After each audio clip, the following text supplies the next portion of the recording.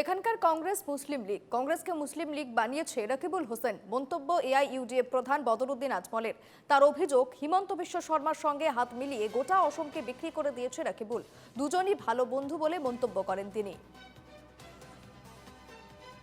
কংগ্রেস দুর্ভাগ্যের কথা মোর হিসাবে আপনাদের এইটুকু বাজাওক যে আজির কংগ্রেস মুসলিম লীগ হয়েছে আর এইসু বানাইছে রকিবুল হোসেন সাহেব।